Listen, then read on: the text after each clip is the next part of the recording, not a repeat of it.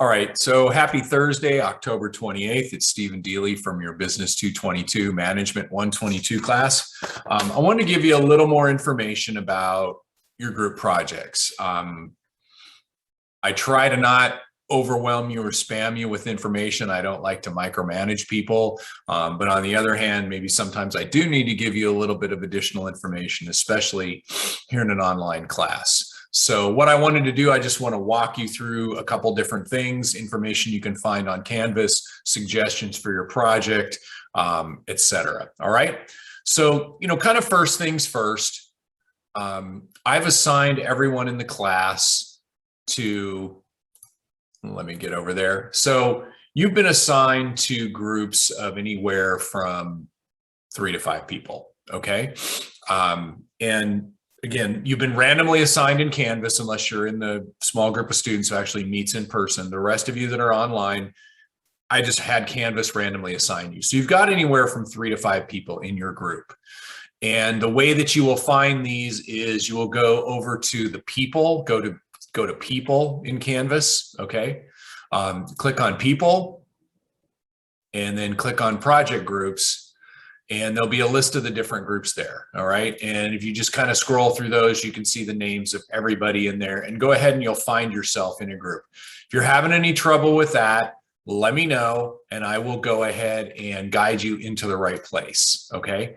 And when you do go into your group page, so for instance, I'm gonna click on one of these, what it really is it's kind of for each project group is created a little mini Canvas page for you. So for instance, for this group, it's my project group 1 in my online section. When you go into there, you've got announcements, and what you can do there is you can send out announcements or questions to everyone in the group. It works exactly the same way as the announcements I send out to the class. So anything that you post in there, it'll go out to everyone in your group.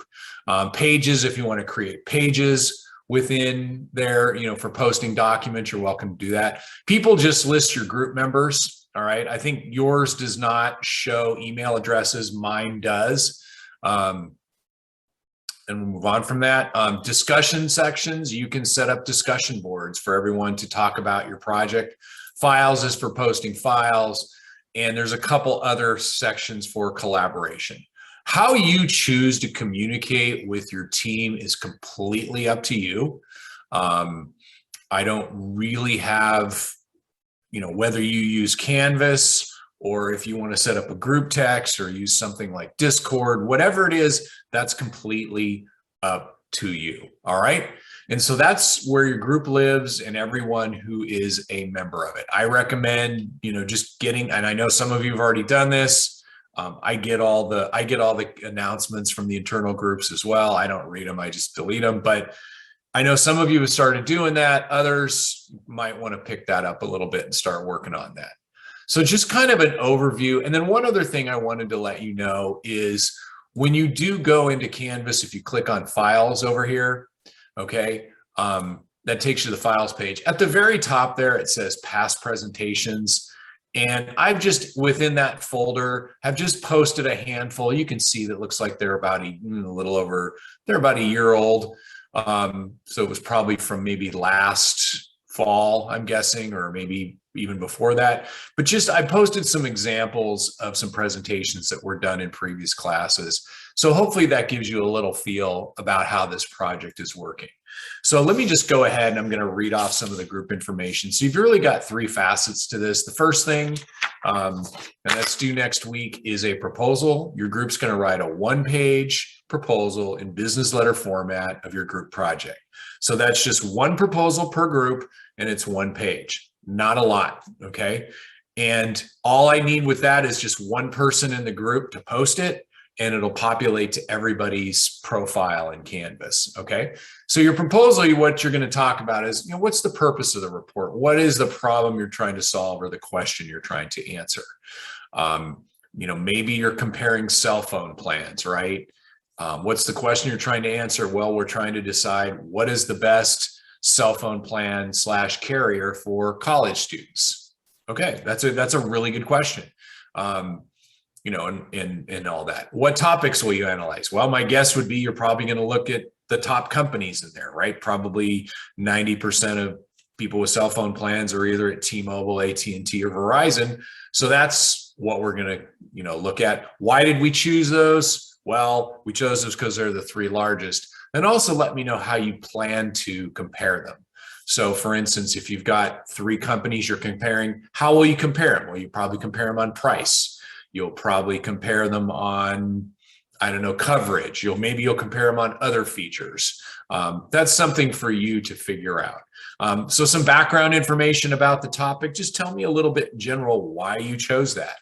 If you were, for instance, maybe you're comparing electric vehicles, let's say. One of the things you might come back with that is say, in 2020, electric vehicles now make up, I'm just throwing a number out there, 5% of all new car sales or something like that, and how much money is being spent on it. That's another reason why it's important. In addition to that, there's probably things like, we're moving towards being a little more environmentally conscious, and all those sorts of things is just the background information.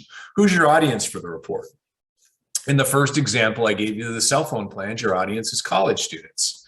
But maybe it's a different audience. Maybe it's consumers in general. Maybe it's consumers in the city of Orange, California.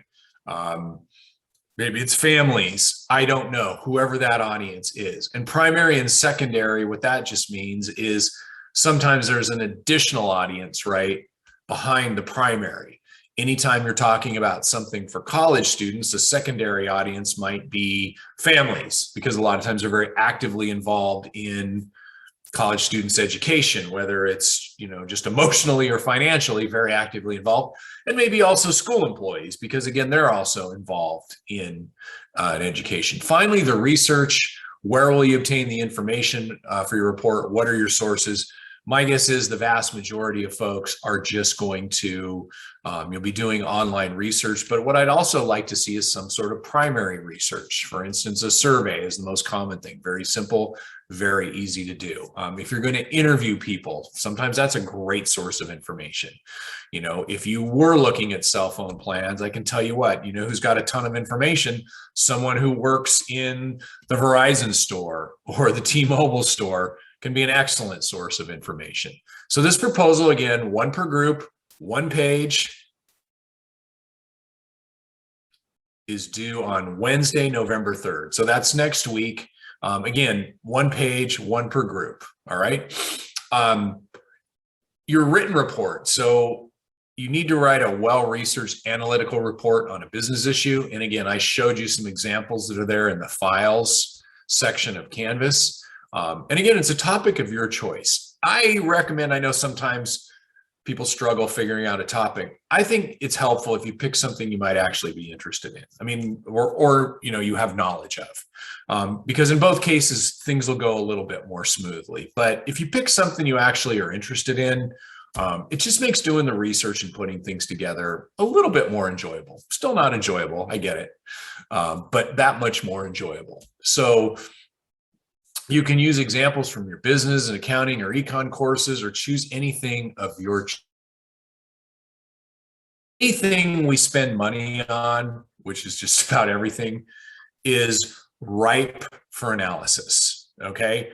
And I've seen reports, everything, comparing video streaming services and coffee and burgers and theme parks and retailers and different kinds of alcohol and anything we spend money on is really. I've even had groups compare brands of toilet paper. Anything where we spend money is ripe for analysis in this case. All right, so your first task is to pick the topic, obviously, and then kind of work out the details with your group and put that into the proposal. The proposal is going to help guide you right in that direction. What a proposal does, and I'll talk about it a little bit more, what you're stating is this is what we plan to do and what we hope to find out. The report's due the last day of class this semester. It's the same thing. It's going to be anywhere from 7 to 10 pages, and down below I have an outline. There's 7 items there, a page each, maybe 2 to 3 pages for the body, around 10 pages total. And again, same thing, one per group, one upload. Okay, and that's due Friday, December 10th.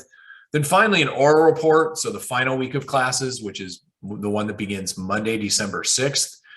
Each group's going to present a 10 to 15 minute, and that's about, you're looking at 2 to 3 minutes per person, presentation based on the written report. So you'll present via Zoom or in person. And again, obviously, if you're online, you'll present via Zoom. I have some folks that are in person as well. They'll do that in person to your instructor to schedule time during the final week of classes. Each group will use PowerPoint or other presentation software. I think Google's actually probably more prominent now to present materials during this presentation. And I want you to limit the presentation to 10 slides or less. Reasons for that, it's pretty brief, first of all. Second of all, I'd rather have you focus on having a handful of really good slides instead of several handfuls of mediocre slides. And also, I feel like one of the things I think is really important with presentations is you should be the stars of this presentation. The information that you're presenting. Visuals are very important, but I think sometimes less is more, in that they can be a lot more impactful when there's fewer slides. And also, and I'll get into this a little bit, I'm going to give you some tips on putting together presentations and slides and things of that nature. Keeping the slides fairly simple. One of the issues I have with a lot of folks is they're just trying to put too much information on the slides sometimes. And it also goes back to a previous job I had where my boss used to say, "Stephen, this looks good, cut it in half." And most of the time that does work a little bit better. So again, if you're in the in-person section, we'll be scheduling that for the class time, Monday, Wednesdays, 10:15 for that final week. The rest of you, what I'll do is I will set up, because I know we've got a mishmash of, full-time students, part-time students, people that are working, et cetera. Each evening that week between 6 and 9 o'clock, I'll just have time slots available Monday, Tuesday, Wednesday, Thursday, the week of December 6th, and we'll have you sign up for them. All right. And that'll be, again, the final week of classes. That's your oral report or presentation. And then finally, the outline I have right here is just for a simple business report. And again, you can take a look at some of the examples that I have online. Most of them followed this format. Sometimes anyway, what you've got 7 items here that I'm looking for. I mean, if you do a page for each, but then number 4, the bodies, maybe 2 to 3 pages, you're looking at about 10 pages altogether. All right. And one other thing I wanted to stress when I get to the end of this here, where it says a simple works cited page, I don't require you to write in MLA format or APA or Chicago or whatever formalized academic format is being used right now. My feeling with that is I have never seen a business report in the private sector that was done in that format. We use those formats for academic writing. I know you utilize those in other classes, English classes, social sciences. It's a good thing to know. If you transfer, you're going to need to do those things when you're at your 4-year school and possibly even in graduate school. But for the most part, in real life, we don't use those. I've honestly never seen one. Okay. So when I say simple works cited, probably what that'll end up being is just a list of websites that you access. Just because I look at it this way, in business, do we want to know where you got your data? Absolutely. Do we need it with academic citations? Absolutely not. All right. And I also know from my own experience that when you have to put something in a very formal format like that, you spend more time worrying about the format than you do about the content. All right. And so I kind of want to relieve you a little bit from that. All right. And that should be a good overview. Finally, the group project proposal. I'm going to give you, again, a little bit more detail on that. It's due Wednesday, November 3rd. It consists of an overview and research. So a couple paragraphs where you talk about your project, again, the purpose, what are you analyzing, why are you analyzing those, background information in the audience. That could be maybe 2 paragraphs, and then a 3rd paragraph where you're getting your research. Again, I just need you to submit 1 page, 1 per group. You can upload it to Canvas, use Microsoft Word or Google Docs. Actually, probably the best one is to just simply upload a PDF, especially if you use Apple and you use that Pages software that they have, please, please, please do not upload the pages. I have to go through about 4 steps to convert your document. Just save it as a PDF. All right. And this proposal, again, 1 per group, is due Wednesday, November 3rd. And then on the assignment there, I have an example of a proposal letter that a previous group wrote a little over a year ago. I've taken a few things out, I guess, maybe names and stuff like that, but where they do just talk about what they're analyzing. And you can also see it's in letter format. And letter format really is, you can see you've got the address headings, the company name first, the recipient name. Everything is left justified. It goes to the left. You can see we use single space with a space between paragraphs. It's very clean and neat. You don't want to be double spacing stuff in your business documents. All right. Most business documents are fairly short and are written more in this type of format. Double space exists, for instance, if you're reading a novel, it's just a little easier if there's more spacing, but not all of them are written that way. Also, I'm pretty convinced double spacing exists so instructors can write comments in the lines between there. But in business writing, we use single space with a space between paragraphs. So again, go online, check out and see who's in your group. All right. If you haven't already started, I know a lot of you have, but if you haven't already started, begin communicating with your teammates. Decide how you want to communicate. All right. Whether it's via Canvas or, again, Discord or, group text. It's completely up to you how you want to do that. So get in touch with your group, start working on a topic, and come up with a proposal. All right, that's due on Wednesday. Another thing about the proposals, one thing that will definitely happen to some of the groups is as you're doing your research, you might find out what you had in mind initially isn't quite right. And if you want to, analyze it from a little bit different direction, that's fine. That's why we do this, because we don't know when we write up a proposal, often we don't know what our findings will be. Okay, that's bound to happen. And if you want to shift direction a little bit, that's fine. I've even had circumstances where groups have completely gone away from what was in the proposal and done something different for their project and presentation. And again, I'm okay with that. So if you have any questions, please email me. All right. Good luck getting started with your project. Let me know if you need any assistance, have any questions. I already got a few. I'm happy to answer those for you. And I wish you a great day. All right. Thank you very much.